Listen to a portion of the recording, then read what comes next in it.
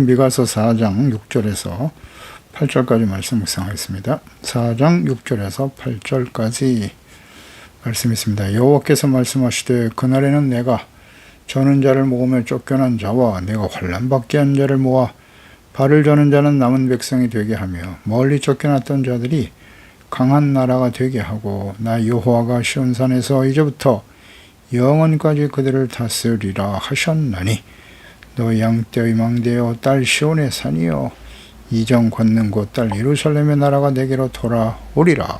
아멘. 영원한 하나님 나라의 회복. 하나님께서 이제 그리스도를 보내사 하나님이 다스리신 하나님의 나라를 세우실 것을 말씀하고 있습니다. 물론 하나님께서 패역한 이스라엘 백성들을 심판하시고 연단의 과정을 거쳐 다시 회복될 것을 말씀하십니다. 그래서 하나님이 세우실, 새롭게 하실 하나님의 나라는 하나님이 다스리시는 하나님의 나라, 참된 의와 평강이 넘치는 나라가 될 것이고, 궁극적으로는 하나님 보내실 예수 그리스도, 만왕의 왕이신 그리스도께서 다스리실 하나님의 나라, 이것이 어떻게 세워질 것인가에 대해서도 말씀해 주고 있죠. 그리스도를 통해 세우실 하나님의 나라의 특성, 그리고 예수 그리스도를 믿고 구원받게 하시며 그리스도를 거부하고 믿지 않는 자들은 하나님의 심판 가운데 서게 될 것이다 라는 말씀도 하시죠. 그러니까 예수 그리스도를 통한 하나님의 나라의 회복, 그리스도를 십자가의 화목 제물이 되게 하심으로 이루실 하나님의 나라는 세상 나라와 권력자들이 말하는 힘의 논리로 평화를 앞세우며 전쟁을 부추기는 그런 평화가 아닙니다. 십자가 대속으로 인한 죄를 용서하심으로 주어지는 의의 회복을 통한 평화인 것입니다. 또 그리스도께서 세우실 하나님의 나라는 포도나무와 무화과나무 아래서 평안히 쉴 수 있는 솔로몬 시대에 누렸던 평화롭고 번영된 나라의 모습과 같을 것이다 말씀하시죠. 선지자 스가랴가 선포한 메시아 시대에 대한 예언의 말씀과 일치합니다. 그래서 하나님의 자녀들은 오직 하나님의 이름을 의지하고 영원히 행하게 될 것이다 말씀하시죠. 자신의 이름을 의지하는 자들이 아닌 하나님의 이름을 의지하는 자들이 될 것이다 라고 말씀하십니다. 이어서 6절에 여호와께서 말씀하시되 그날에는 내가 저는 자를 모으며 쫓겨난 자와 내가 환난받게 한 자를 모아 라고 말씀하시죠. 이 그날은 하나님께서 패역한 이스라엘 심판하시고 회복시켜 주시는 날이죠. 궁극적으로는 그리스도를 보내사 이루실 하나님의 나라 회복을 의미하는 것입니다. 내가 저는 자를 모으고 쫓겨난 자 환난받게 한 자를 모을 것이다. 그러니까 심판 이후에 회복될 하나님의 나라 이스라엘, 궁극적으로는 메시아 그리스도를 보내서 이루실 하나님의 나라에 대한 소망과 예언의 말씀인데요. 메시아 왕국에 참여하게 될 하나님의 백성들은 어떤 사람들이냐? 저는 자와 쫓겨난 자다. 그들은 여호와께서 직접 심판하셔서 혼란을 받게 된 자들이죠. 또 하나님의 심판을 통해서 자기의 땅에 쫓겨나는 수치를 당하였을 뿐만 아니라 저는 자처럼 연약하여 무력한 존재로 전락한 하나님의 백성들이죠. 그러나 하나님은 모든 힘을 잃어버리고 오직 하나님의 구원만을 바라보는 그들을 다시 불러 모아 하나님의 나라의 의롭고 거룩한 백성으로 회복시켜 주실 것이다. 정체성 회복이시죠. 그뿐만 아니라 강한 나라로 만들어 주실 것을 말씀합니다. 예수 그리스도를 통해 세워질 하나님의 나라. 빌립보서 2장 8절 이하에 보면 사람의 모양으로 나타나사 자기를 낮추시고 죽기까지 복종하신 예수님. 그 십자가의 죽으심이라. 이러므로 하나님의 그를 지극히 높여. 예수님이죠. 예수 그리스도. 또 그리스도를 믿고 따르는 사람들이죠. 모든 이름 위에 뛰어난 이름을 주시고 하늘에 있는 자들과 땅에 있는 자들과 땅 아래에 있는 자들로 모든 무릎을 예수의 이름에 꿇게 하시고 모든 입으로 예수 그리스도를 주라신하여 하나님 아버지께 영광을 돌리게 하셨나니라 말씀하죠. 하나님의 아들이 낮고 천한 사람의 모습을 가지고 오셔서 죽기까지 복종하시면서 십자가에 죽으시고 다시 부활하심으로써 모든 인류의 죄를 사하여 주시고 의롭다함을 얻게 하시고 믿는 자들을 영원한 하나님의 자녀로 삼아 주셨습니다. 그리고 하나님께서 이와 같이 하나님의 아들이 겸손하게 십자가를 지시고 순종하셨을 때 그 이름을 하나님이 높여 주신다. 그래서 모든 무릎을 예수의 이름에 꿇게 하셨다 그랬어요. 하나님께서 예수 그리스도를 통해서 하나님의 나라를 회복시켜 주시고 강력한 나라죠. 이 세상의 모든 사람들이 예수님 앞에 무릎을 꿇는 강력한 역사가 일어날 것이다 라고 말씀하고 있죠. 또 예수님이 오셔서 주로 만난 사람들은 이렇게 병든 자, 귀신 들린 자, 소외된 자, 연약한 자들을 모아서 치료하시고 구원하셨어요. 마태복음 4장 23절 이하에 예수께서 온 갈릴리에 두루다니사 그들의 회당에서 가르치시고 천국복음 전파하시고 백성 중의 모든 병과 모든 약한 것을 고치셨다. 그의 소문이 온 수리아에 퍼진지라. 사람들이 모든 앓는 자, 곧 각종 병에 걸려서 고통당하는 자, 귀신 들린 자, 간질한 중풍병자들 데려왔다. 예수께서 그들을 다 고쳐주셨도다. 예수는 이렇게 소외된 자, 연약한 자, 환난당하는 자, 쫓겨난 자 이런 사람들을 만나서 회복시켜 주실 것을 이미 미가서를 통해서 예언하셨고 예수님께서는 그대로 그 사역을 감당하셨어요. 존귀한 자, 권력 있는 자, 힘 있는 자들과 함께 하시는 것이 아닙니다. 이렇게 소외되고 도움이 필요한 가난하고 약한 자들과 함께 하셨습니다. 오늘날 교회와 그리스도인들은 권력과 부와 힘을 가진 사람들과 함께 하기를 원합니까? 아니면 낮고 천한 연약하고 소외당하고 고통당하는 자들과 함께 하기를 원하는가? 잘 분별해 보세요. 어떤 것이 진정한 하나님의 교회와 그리스도인의 모습일까요? 예수님을 따르는 제자의 모습은 어떠해야 하는가? 예수님은 언제나 가난하고 소외당하고 쫓겨난 자, 도움이 필요한 사람들과 함께 하셨다는 사실을 잊지 말아야 돼요. 7절에 발을 저는 자는 남은 백성이 되게 할 것이고 멀리 쫓겨났던 자들이 강한 나라가 되게 할 것이다. 시온산에서 영원까지 그들을 다스리리라 하셨나니 발을 저는 자, 하나님의 백성이 되게 한다. 되게 하다라는 것이 히브리의 심티인데요. 무엇으로 만들다라는 의미죠. 그러니까 메시아 왕국, 그리스도를 통해서 이루실 하나님의 나라, 이것은 하나님의 주권적으로 이루어지게 되는 것이고요. 하나님이 그렇게 되게 하시겠다는 겁니다. 하나님의 강력한 의지고 뜻이죠. 남은 백성, 구원받은 하나님의 백성들, 회복될 하나님의 백성들인데요. 하나님의 주권과 능력과 은혜로 용서받고 의롭다함을 얻는 거룩한 하나님의 백성으로 회복될 주의 백성들이죠. 이들은 결코 스스로 되는 것이 아니에요. 주님의 은혜로 되는 것입니다. 하나님께서는 심판을 받아 수치당하고 비참한 삶을 영위하는 백성들을 다시 모으실 거라는 거죠. 그러니까 연단의 과정을 거쳐서 죄를 버리고 하나님의 진리의 말씀을 온전히 순종하는, 하나님을 사랑하는 것이 동기가 되어 주의 말씀을 잘 듣고 지켜 순종하는 의와 거룩한 백성으로 회복, 이것이 바로 강한 나라가 되는 의미인 것입니다. 강한 나라가 되게 하고 나 여호와가 시온산에서 이제부터 영원히 그들을 다스릴 것이다 라는 말씀하셨는데요. 이 강한 나라라고 하는 의미는 무엇일까요? 전능하신 하나님께서 왕이 되어 친히 다스리시는 하나님의 나라, 전능하신 하나님이 함께 하시는 이 나라가 강한 나라 아니겠습니까? 이스라엘 백성들이 왜 이방인들에게 짓밟히고 멸망을 당하고 조롱과 무시를 당했나요? 강력한 천지 만물을 창조하신 하나님의 언약의 백성들인데 말이죠. 거짓 선지자들은 하나님이 우리와 함께하고 성전이 우리와 함께하기 때문에 이방인들에 의해서 우리는 결코 망하지 않을 것이라고 큰소리 쳤단 말이에요. 그런데 실제로는 이방인들에게 끊임없이 공격당하고 무시와 멸시를 당했습니다. 이스라엘 역사. 왜 그렇게 된 거예요? 강력하신 하나님께서 그들과 함께하지 않으셨다. 하나님 우리와 함께 하시겠다고 영원히 약속하셨는데 영원한 언약 아닌가? 그러나 하나님의 말씀과 뜻을 잘못 이해하고 있는 거죠. 하나님께서 모세 오경을 통해서 율법을 주시면서 끊임없이 강조하셨어요. 이 말씀을 듣고 지켜 순종하면 조건절이에요. 조건절.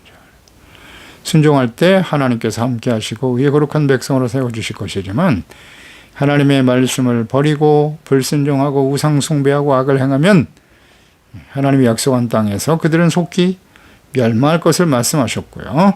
그런 악인과는 하나님이 함께 하실 수 없다는 사실을 누누이 강조하셨습니다.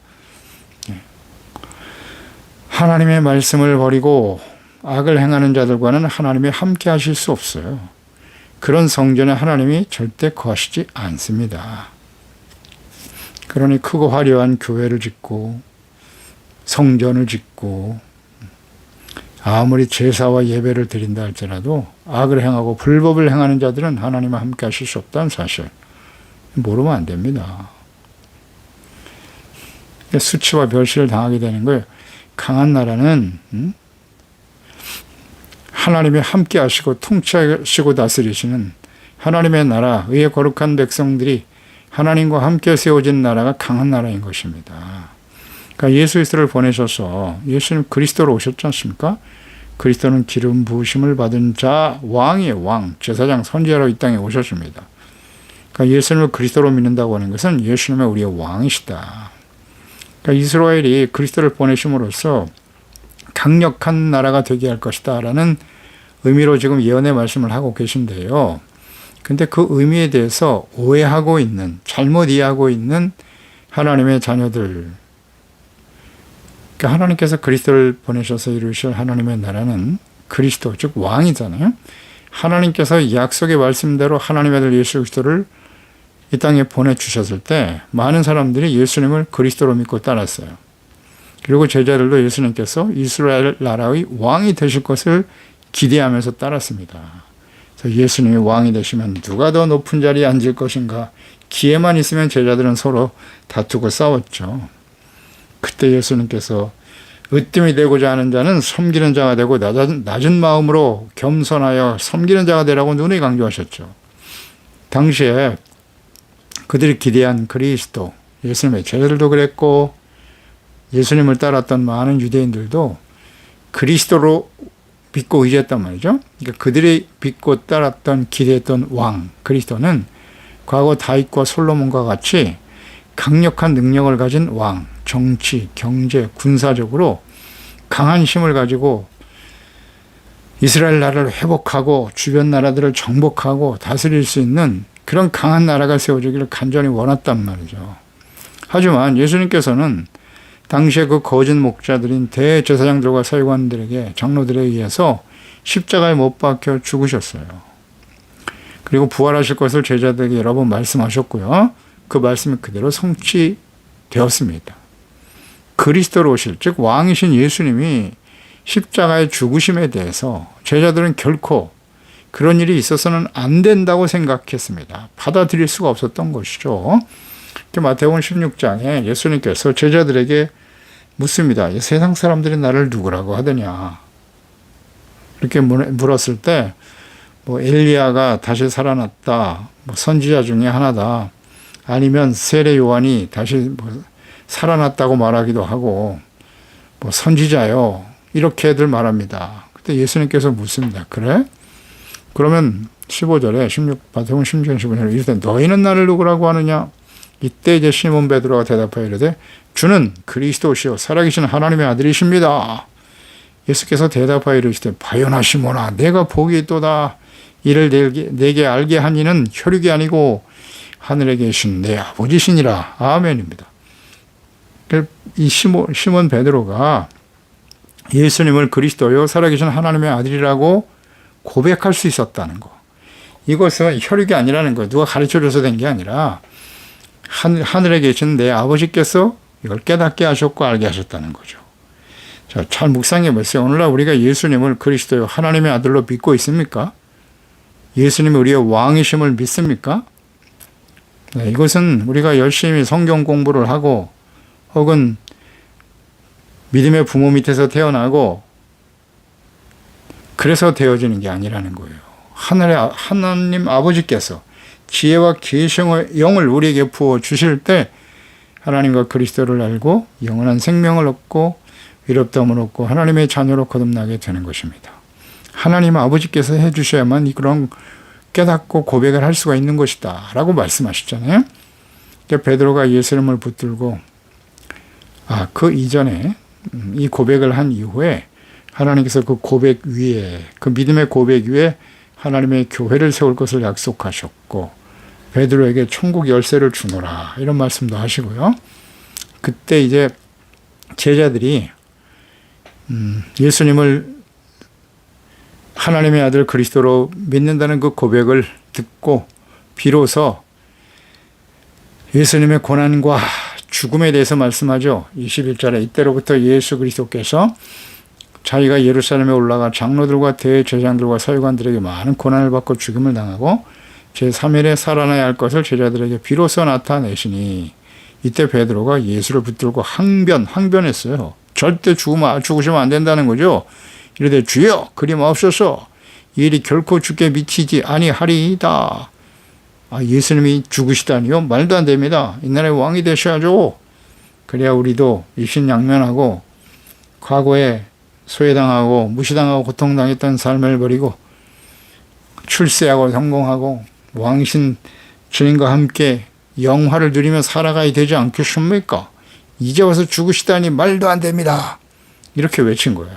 그때 예수님께서 돌이키시며 베드로에게 이르시되 사탄아 내 뒤로 물러가라.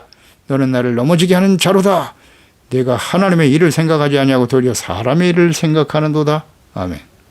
사탄아 물러가라 그랬어요. 그 이전에 예수님이 살아계신 하나님의 아들 그리스도라고 고백했을 때 칭찬을 받았는데 말이죠. 예수님의 십자가의 죽으심을 절대 안 된다고 항변하고 그런 일이 일어나서는 안 된다고 외치는 그 베드로. 그러니까 이 베드로의 모습이 오늘날 이 시대 목사들의 모습일 수 있고 재직과 그리스도인의 모습일 수 있다는 거죠. 예수님을 살아계신 하나님의 아들 주라고 고백합니다. 그런데 실상은 예수님의 십자가의 죽으심에 대한 이해가 없어요. 예수님과 함께 십자가를 하고 주님을 따르는 것이 진정 나의 제자라고 말씀하시지만 절대 그런 일은 있어서는 안 된다고 생각하는 거예요. 십자가의 주님, 그 주님을 십자가의 죽으심의 의미를 전혀 이해하지 못하고 있어요. 받아들이려고 하지 않는 거예요. 예수 믿고 구원받으면 세상에서 성공하고 부와 권력을 누리고 왕이신 하나님과 함께 영광을 누리며 살아야지 왜 십자가를 짓고 처참하게 죽어야 합니까? 예수님이 그래서도 안 된다고 생각하고 예수 그리스도를 믿고 구원받은 하나님의 자녀의 삶이 십자가 지고 주님을 따르는 삶은 있을 수 없다는 거예요. 왕 같은 강력한 권력과 세상에서 부와 권력을 누리며 살아가야 되지 않겠습니까? 이런 생각으로 주님을 따르는 사람들이 있단 말이죠. 그들에 대해서 예수께서 말씀하시는 거예요. 사탄아 내 뒤로 물러가라. 사탄이 하는 일이 바로 이런 거예요. 십자가 지는 것보다 세상에서 권력을 얻고 부를 얻고 힘을 얻어야 복음도 전할 수 있고 하나님의 영광을 나타낼 수 있는 것이지 이것이 누가 하는 말이라고요? 사탄이 하는 말이라고요. 인정하십니까? 그러면서 이 말씀하셨죠. 내가 하나님의 일을 생각하지 않고 사람의 일을 생각하는구나.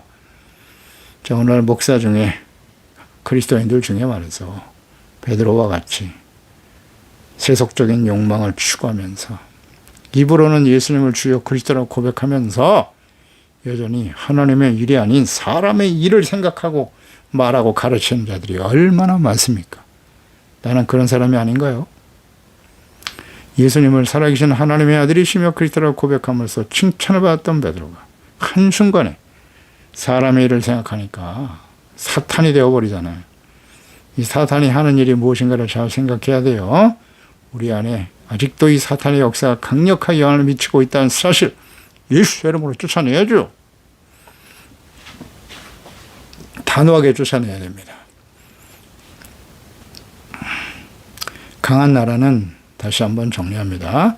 정치, 경제, 군사적으로 강한 나라가 아니에요. 하나님께서 예수 그리스도를 통해서 다스리시는 정의와 공의가 하수같이 넘쳐나는 나라인 것입니다. 예수 그리스도와 함께 십자가를 지고 주님을 따르는 하나님의 자녀와 그리스도인들을 통해서 세워지는 것이 하나님의 나라입니다. 아닙니까? 다른 하나님의 일이 아닌 사람의 일을 말하는 사람들, 이게 다 가짜입니다. 사탄이라고 하시잖아요, 예수님께서. 왜 이걸 분별을 못하죠? 우리 자신도 그런 걸 더 좋아하잖아요. 제자들 보세요. 자기도 이신양변하고 세상에서 출세하고 성공하고 권력을 얻어야지 십자가를 지고 죽다니요. 이 모든 것을 포기하고 버려야 한단 말입니까? 우리도 과거 제자들과 같이 정치 경제적으로 건강하게 장수하며 오래오래 평안을 누리며 살아가는 이것을 소망하며 살아가고 있지는 않습니까? 그것이 우리 삶의 목적은 아닌가요? 의와 거룩함의 회복에 힘써야 합니다. 로마서 14장 17절에 하나님의 나라는 오직 성령 안에 있는 의와 평강과 희락이라는 거 잊지 말아야 돼요. 의가 없는 곳엔 평안도 없고 기쁨도 없어요. 또 의가 있는 곳이 하나님께서 다스리시는 하나님의 강한 나라인 것입니다. 성령 안에서 예수 그리스도 안에서 주의 말씀 안에서 세워지는 의로운 하나님의 나라를 소망하며 살아가야 하는 것입니다. 그래서 주님 오실 우리 그날을 예수님 다시 오실 것을 확실히 믿으십니까? 요한계시록의 심판이 이 땅에 이루어질 것임을 믿으십니까? 그렇다면 우리는 어떤 사람이 되어야 하죠? 어떤 사람이 되어야 합니까? 거룩한 행실과 경건함으로 주님의 날이 임하기를 간절히 사모하며 기다리고 준비해야죠.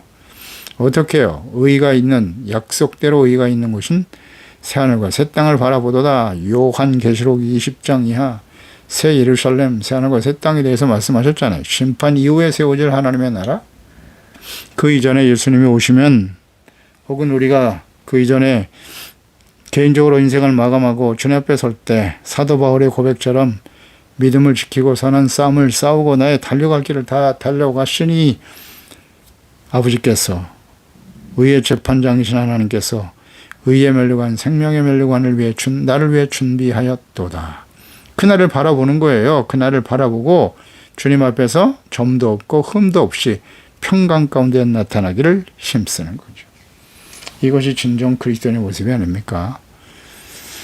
8절에 너 양떼의 망대요 딸 시온의 산이여 이정 걷는 곳 예루살렘의 나라가 너에게로 돌아오리라. 이런 말씀하시네요. 양떼의 망대, 시온의 산 같은 의미죠. 동의합니다.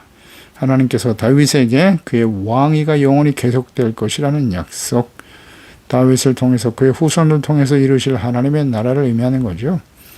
그래서 다윗의 후손으로 오실 예수 그리스도, 하나님께서 그리스도를 보내심으로 이루실 하나님의 나라, 그 나라가 이제 너에게로 돌아오게 될 것이다. 예수님을 통해서 이루실 하나님의 나라의 회복이죠.